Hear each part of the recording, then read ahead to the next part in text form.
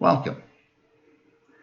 This playlist collects together the individual component modules of the first lecture covering the first half of our first chapter for our critical thinking course. So this lecture is going to cover the first half of the chapter entitled What is Critical Thinking, which is your first reading. Now, before we get started on the lecture itself, a few prefatory comments I think are in order. To start, I cover a lot of material in my lectures, and I speak fairly quickly.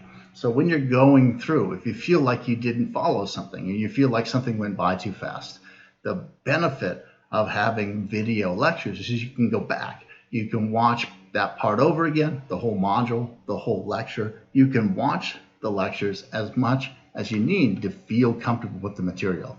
Now, that may not be the end result. You might read the textbook, you might watch the lectures and feel like you still don't understand something.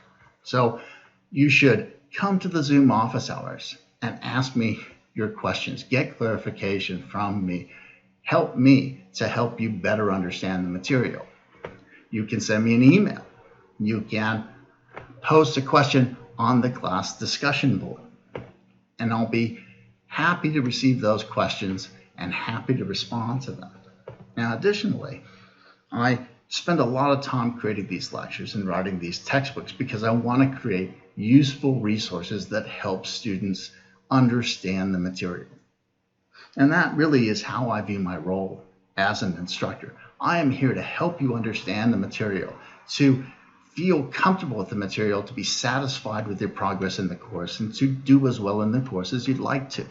And so if, when you're watching a video lecture or you're reading the textbook, there are things that you feel don't help you or even hurt you, then I want that feedback. I have no ego about this. My goal is to create good resources for students. And so I welcome your feedback on the lectures and on the textbook. It's better that I have it before the end of the term than after.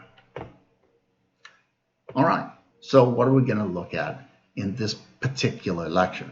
Well, we're going to look at how I understand critical thinking, how that differs from a sort of typical critical thinking course, and the implications for how I want to teach the course and the sorts of things that I want to teach. And we'll start off in the same way that the textbook starts off. Now, first chapter starts off by talking about a couple of common misconceptions about critical thinking courses that are had sometimes by students, sometimes by professors, sometimes by administrators.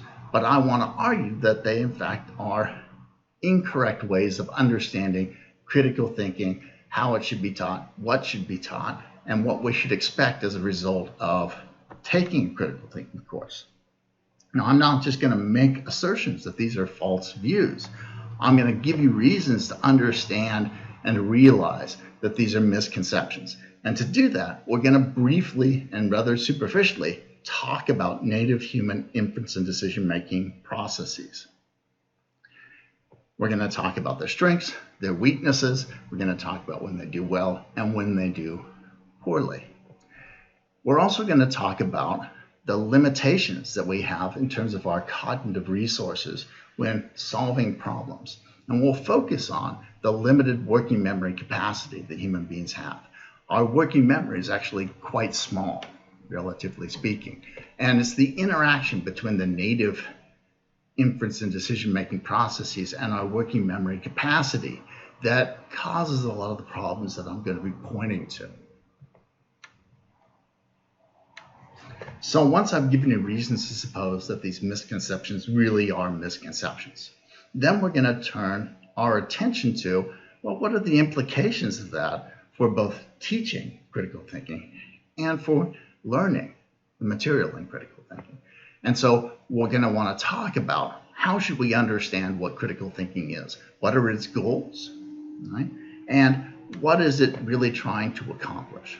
Then we want to talk about what should we be teaching and learning in a critical thinking class, what is important. And I'll suggest in both cases that my conception is significantly different from a typical critical thinking textbook or course.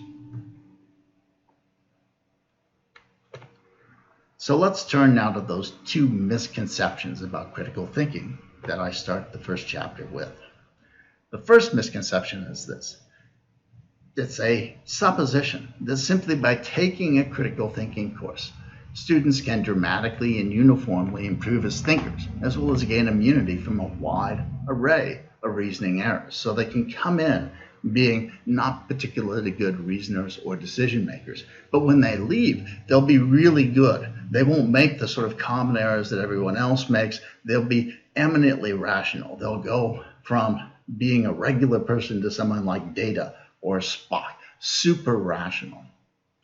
This, unfortunately, is absolutely false. Critical thinking courses can make a dramatic impact on your life, but they can't change the way that your brain works, and they can't change the architecture of your brain. And so to say that taking a critical thinking course is going to turn you into some sort of super rational entity is just as misconceived as supposing that you could take a psychopath like Ted Bundy, say, and put them in an intro to ethics course and cure their psychopathy, make them productive members of society. Right? It's just not something that a single class is going to be able to dramatically alter. And that doesn't mean that taking this class is pointless, though, as I'll argue later. What's the second misconception? Well, the second misconception is that the ability to dramatically and uniformly improve reasoning exhausts the subject matter of critical thinking and constitutes its sole utility.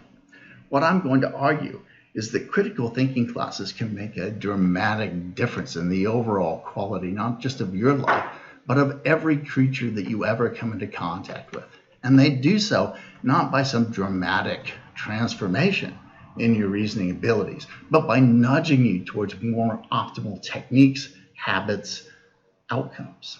And so we'll reconceive of the way that we're going to be looking at the results of our critical thinking class. It's not going to be this magic pill that you take that suddenly cures everything. So in the next module, we'll turn our attention to